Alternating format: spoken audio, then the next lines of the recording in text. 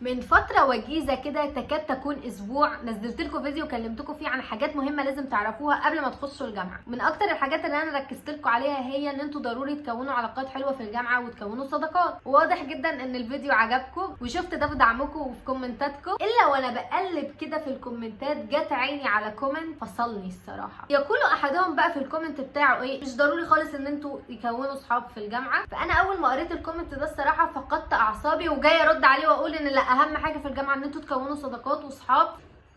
كده ثانيه كده انا نسيت ابدا بالانترو.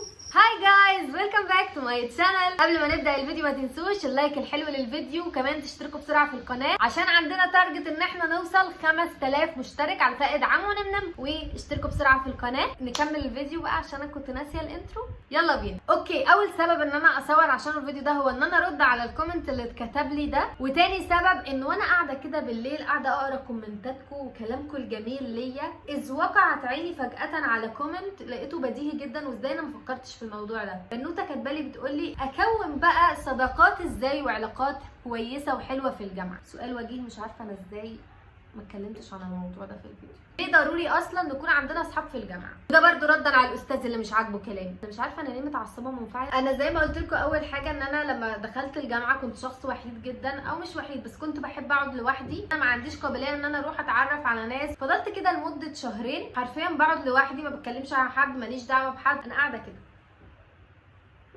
ببص بتفرج على الناس، لا بكلم حد ولا حد بيكلمني. لحد اذ فجأة دخلت الاسانسير وكان معايا كمية كبيرة من الناس فيروس. اضطريت ان انا اقعد في البيت لمدة 15 يوم عشان انا بقيت كورونايا كبيرة قد الدنيا. كليتي معنى انك تغيب منها يوم انت اكيد فاتك حاجة مهمة. وعرفت وقتها اهمية ان انا فعلا كان لازم ان انا اكون علاقات بالناس، ان الناس تبقى عارفة ان مين تسنيم دي، ان معانا واحدة في الكلية اصلا اسمها تسنيم. انا لدرجة ان انا لما دخلت اتكلم معاهم كانوا بيسألوني تسنيم مين، هما مش حاسين اصلا بغيابي او بوجودي. في ناس كتبت لي كومنت انه الصحاب مش بتيجي بس في اول اسبوعين. انا مش بتكلم على الصحاب اللي هي فيري كلوز كده ان احنا صحاب قوي، انا بتكلم ان احنا صحاب علاقات مع الناس، لو احتاجنا حاجه بنلاقيهم، لو احتاجوا حاجه بيلاقونا. هي دي صداقات الكليه الموجوده اكتر حاجه، او لازم دي يبقى علاقتكم باغلب الناس. اكيد مش كل الناس علاقتكم بيها تبقى كده. كان الموضوع بشع طبعا ان انا مش لاقي حد اساله لان ما اعرفش حد، مفيش حد بيسال عليا لانه محدش يعرفني اصلا. موضوع انه لا الصحاب مش مهمه، انا اسفه، الصحاب مهمه جدا. وحضرتك ما تقوليش تاني ان الصحاب مش مهمه،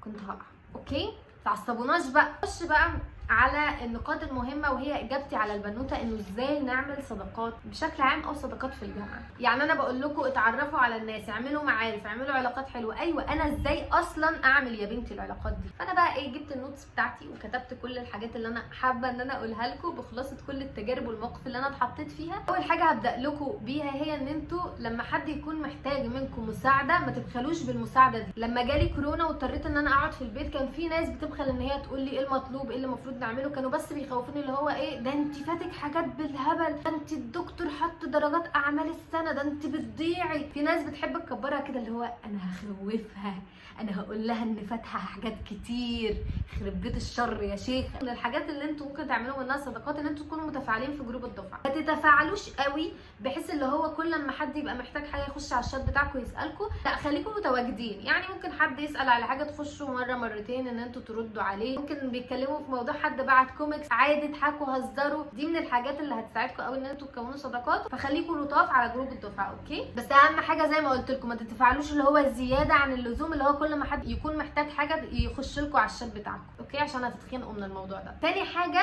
ما تبقوش شخص اعتمادي. يعني ما تبقاش شخص دايما معتمد ان فلانه هتعمل لك المشروع بتاعك. خليكم معتمدين على نفسكم. ممكن تعتمد عليا مره واتنين، اساعدك بحب عشان انا عايزه اساعدك. في ناس بقى اللي هو بتستحلى الموضوع، اللي هو ما تحضرش المحاضره وما تفهمش اللي اتشرح، ما تعرفش ايه المطلوب منها وتيجي منك في الشغل العملي خد اعمل لي الشغل بتاعي. الموضوع ده بجد بيغيظ وبيضايق قوي الشخص بقى اللي هو بيحاول يساعد. كمان حاجه مهمه قوي، لما تيجوا تساعدوا حد ما تساعدوش علشان هو يصاحبني. الناس وقتها هتاخدكم فكره انا هعرف تسنيم دي مصلحه، هعرفها عشان لما احتاج لها في حاجه تساعدني. اكتر الحاجات اللي تخليكم تعملوا معارف وصحاب في الجامعه هي ان انتوا تشتركوا في كل حاجه موجوده في الجامعه. مش في كل حاجه كل حاجه بالمعنى الحرفي، بس لو في مثلا الكليه بتاعتكم عامله تيم شارك في انشطه مختلفه، او لو في رحلات ادخلوا في الحاجات دي وجربوا ان انتوا تتعاملوا وتتعايشوا مع الناس. قبل ما اكمل في النقطه دي هكلمكم في نقطه مهمه جدا. انا عارفه ان احنا نعمل علاقات مع الناس ديت ليها كذا نوع. في شخص هو مش اجتماعي، هو اصلا ما بيحبش انه يتعامل مع ناس، هو حابب الاريا بتاعته دي، حابب انه حياته متعلقه بس بالتليفون، بالروايات، بالكتب، هي دي القوقعه بتاعته اللي هو مش حابب يخرج منها. في بقى على الطرف الثاني او على النقيض شخص حابب يتعرف على الناس بس ما عندوش الطريقه اللي يتعرف بيها على الناس،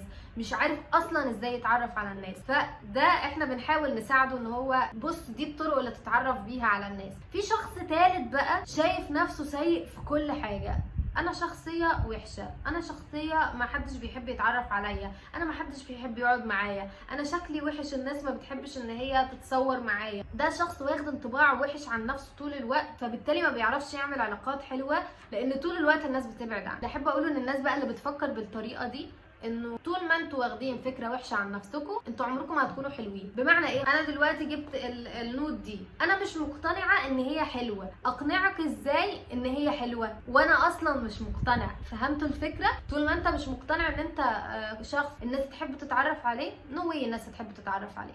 هبقى اتطرق لكم اكتر في الموضوع ده في فيديو تاني. اللي انا حابه اقوله لكم انه اتكلموا مع نفسكم عن مميزاتكم قبل ما تفضلوا تحطوا دايما في شخصيتكم عيوب. امسكوا ورقه وقلم، شخصيتي فيها 1 2 3 حلو، انا فيا كذا الناس ممكن تحب، طب انا عيوبي ايه؟ انا عيوبي 1 2 3، واحط عيوبي قدام عينيا وابتدي ان انا اصلحها. انتوا لو شايفين في نفسكم عيوب منع الناس تحبكم، حطوا العيوب دي قدامكم، اكتبوا العيوب دي كده في نوت وابتدوا ان انتوا تصلحوا من نفسكم فيها. مفيش حد غير قابل للتغيير، كلنا قابلين للتغيير بس لو احنا عايزين التغيير ده. دي نقطه مهمه قوي. فوانتوا رايحين تبنوا علاقه بالناس او ان انتوا تتعرفوا على ناس جديده، خليكم مصدقين ان انتوا اشخاص تتحبوا، ان الناس دي هتحب ان هي تتعرف عليكم، وان الصداقه اللي انتوا داخلين تبنوها دي مش هتبقى مجرد معرفه كده والسلام. وقتها فعلا هتكتشفوا ان انتوا عرفتوا تعملوا صداقات طويله المدى. بطلوا تاخدوا انطباع وحش عن نفسكم. حاسه ان انا بتكلم معاكم جد زياده عن اللزوم في الفيديو ده، بس لازم.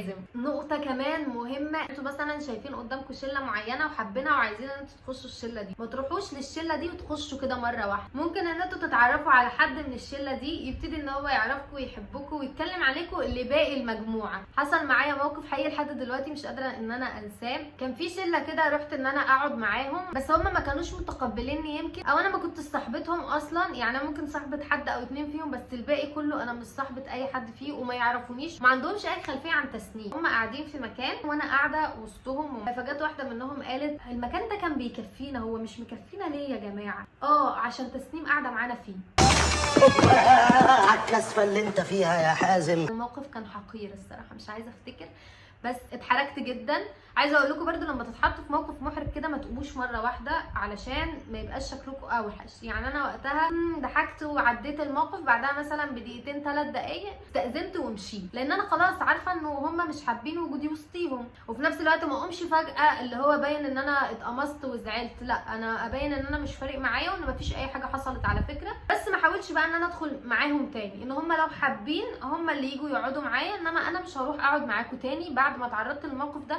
واعتقد كلكم قاعدين وشفتوا الموقف، وانه اكيد لو واحده فيكم اتعرضت للموقف ده كانت هتزعل. فالمفروض ان هم كانوا يكلموني مثلا ويقولوا لي ما تزعليش او كده، بس ده ما حصلش طبعا، لانه الناس بتقلل ذوق وبتفكر ان هو ده العادي او ده اللي المفروض ان هي تعمله او ده من حقها. احب اقول لاي حد شايف قله ذوق وشطاره دي قله ادب، اوكي؟ دي اسمها قله ادب، ملهاش اي معنى تاني. حاولت ان انا اقول كلمه تليق بالفيديو بتاعي بس دي اسمها قله ادب. سجلي يا نمنم فيديو عن الناس قليله الذوق، اعمل لكم فيديو مخصوص، استنوه، اكتبوا لي في الكومنت مستنيين يا نمنم الفيديو ده اقول لكم ازاي تتعاملوا مع الناس دي. بس زي ما قلت لكم مهم جدا ان انتوا ما تخشوش مره واحده في شله، ان انتوا لو حابين تنضموا لشله ممكن تتعرفوا على شخص او 2 منهم، هم هيبتدوا ان هم يكلموا باقي الشله عليكم، وهيبتدوا هم ياخدوكوا كده من ايديكم ويقولوا لكم تعالوا معانا في الشله بتاعتنا اتعرفي على بقيه صحابك. لو انتوا في كليه عملي هيكون دايما في تيمات وبتشتغلوا فيها بشكل جماعي، ما تبقوش الشخص اللي يدخل يقول دكتور لو سمحتي هو انا ينفع اعمل المشروع لوحدي، اللي هو كل الدفعه مالها دي مش عايزه تشتغل معانا، هتعمل المشروع لوحدها. اصل هي ما عندهاش ملهاش صحاب على فكره، فعشان كده هتعمله لوحدها. ما تبقوش شخص ان هو دايما انا هروح للحل الامثل ان انا ابقى لوحدي، بالعكس شغل التيم ده هيساعدكم ان انتوا تكونوا صحاب كتير جدا. مش بينور ليه فجاه؟ حاجه مهمه جدا برضو، ما تكونش الشخص الرخم اللي هو بيسال الدكتور عمال على بطال. لا الدكتور هيحبك ولا المعيد هيحبك ولا الطلبه هتحبك. اسالوا لما تبقوا فعلا حابين ان انتوا تسالوا او واقف معاكم حاجه او محتاجين ان الدكتور يشرح لكم حاجه، ففي الوقت ده فعلا اسالوا. انما مش تسالوا لمجرد اللي هو انا بعلي على المعيده عشان اثبت لها ان هي مش عارفه حاجه. اوكي الاضاءه كده ظبطت شويه. خلوا المعيدين صحابكم اكتر ما تخلوهم شخص مش طايقكم. لما تكونوا محتاجين ان انتوا تسالوا اسالوا الدكتور او المعيد، انما مش محتاجين ما تسالوش. حتى الطلبه هتاخد عندكم تبقى اللي هي عايزه تعمل نمره، عايزه تبين نفسها، فهي بتسال عشان تبين نفسها. ده اللي بيتقال، بس ده مش معناه ان انتوا تخافوا تسالوا. محتاجين تسالوا اسالوا براحتكم. مش عارفه انا منفعله ليه عليكم كده، بس انا بحط نفسي في الموقف وبحس ان انا عايزه اللي هو انت مش اجتماعيه ليه؟ قومي اتكلمي، قومي عبري عن نفسك. انا اسفه لو انا منفعله، بس انا واخده الموضوع على اعصابي. نقطه مهمه كمان، عاملوا الناس بطبيعتكم عشان الناس لازم تحبكم بطبيعتكم. وبعدين هي لو مش عاجبها شخصيتك على طبيعتك ما ان شاء الله ما عجبها، تروح تعرف ناس شبهها. انت وهي حلوين من غير اي حاجه. اوكي ما تتصنعوش، ما تحاولوش تبينوا حاجه مش فيكم. نقطه بقى جوهريه، النفاق. ما تنافقوش حد عشان تصاحبوه، بتبان والله العظيم بتبان. يا بفتكر مواقف وانا قاعده بحكي لكم كده شفتها من ناس او اتحطيتها مع ناس، بس بجد نقطه النفاق دي يعني ممكن حد يجي ينافقني لمجرد اللي هو ايه، اصل انا عايزه من تسنيم مصلحه، فانا هخش اقول لها على الصوره بتاعتها انها حلوه قوي وعلى اخر فيديو انه كان تحفه، علشان لما اطلب منها تعمل لي المشروع بتاعي ترضى تعمله لي. انا عندي مشكله ازليه مع الناس، يعني ما تخشيش تنافقيني ولا تطبلي لي لمجرد ان انت عايزه مني مصلحه. يا ستي شكرا جدا، متشكره افضلك، ما تقوليليش على حاجه بعملها حلوه وخش اطلبي مني الحاجه دايركت. انما بقى ان انا اخش اقول لي دي ده انت كنتي النهارده اموره، بس بقول لك انا عايزاكي تعملي لي المشروع الفلاني عشان مش عارفه اعمله، فبجد هيتاخد عنكم انطباع انه انت يع فما تبقيش الشخص اللي ده جامعه فتره تدريب ان انا بعد كده هتعامل ازاي في سوق العمل. وعلاقتك بالولاد الموجوده في الدفعه لا تتعدى ان انت حضرتك شخص انا بتعامل معاك في المشروع الفلاني، او احنا دكتور حطينا في تيم واحد فاحنا المشروع الفلاني حضرتك مسؤول عن كذا كذا كذا، طب هنعمل ايه في المشروع؟ حضرتك هتاخد الجزء ده وانا هاخد الجزء ده. هو ده علاقتنا بالولاد في الجامعه او في مجال العمل. انما بقى موضوع ان احنا اصحاب هنروح ناكل مع بعض، موضوع ان احنا اصحاب هننزل نتمشى سوا، هنروح نخرج مع بعض، ده من وجهه نظري حاجه مرفوضه تماما او حاجه انا ما بحبذهاش، لان انت كده مش هتعرف تفرق ما بين علاقات العمل وعلاقات الصحاب. انت بالنسبه لك او انت بالنسبه لك اي شخص هتتعاملي معاه هتكونوا مع بعض في مكان شغل، هتكونوا صحاب وهتكونوا بتتكلموا مع بعض عادي وهيكون الموضوع في اللذيذ. لا، المكان ده مكان شغل، فانا شايفه انه لازم يكون في حدود الشغل علشان بعد كده تعرفوا تتعاملوا ازاي في الشغل. برضو هسيب لكم انتوا النقطه دي تتكلموا فيها في الكومنت ونتناقش فيها مع بعض. انا حبيت ان انا اوضح وجهه نظري، واللي لو انا عن نفسي محطوطه في الموقف انا احب ان انا اتعلم ازاي اتعامل في مجال الشغل. وشايفه انه الجامعه صراحه اكتر مكان تعلمنا ازاي نتعامل وازاي نخلق حدود مع الناس، خصوصا انه فئات مختلفه، يعني ولد وبنت. هي فئات انواع مش عارفه هي ايه يعني، بس هي كائنات مختلفه، مش كائنات برضه، ما هو نفس الكائن. طول الفيديو وش كده اقدر اقول لكم ان انا خلصت قائمه النصايح اللي انا كنت كاتباها لكم هنا، ولو افتكرت حاجه هكتبها لكم على فكره تحت في الكومنت، ولو حابين تسالوني عن حاجه معينه ابعتوا لي على الانستجرام موجود تحت في الوصف. وده شكله بس كده يا حلوين. ده كان فيديو النهارده، اتمنى ان انتوا تكونوا استفدتوا منه. حبيت ان انا اتكلم معاكم 5 جد كده، بس ترقبوا الفتره الجايه، وادعوا لاختكم نمنم عشان محضره لكم افكار فيديوهات تحفه. بس كده ما تنسوش تحطوا لايك للفيديو او تاكدوا ان انتوا حطيتوا واشتركتوا كمان في القناه. ويلا باي، بحبكم جدا.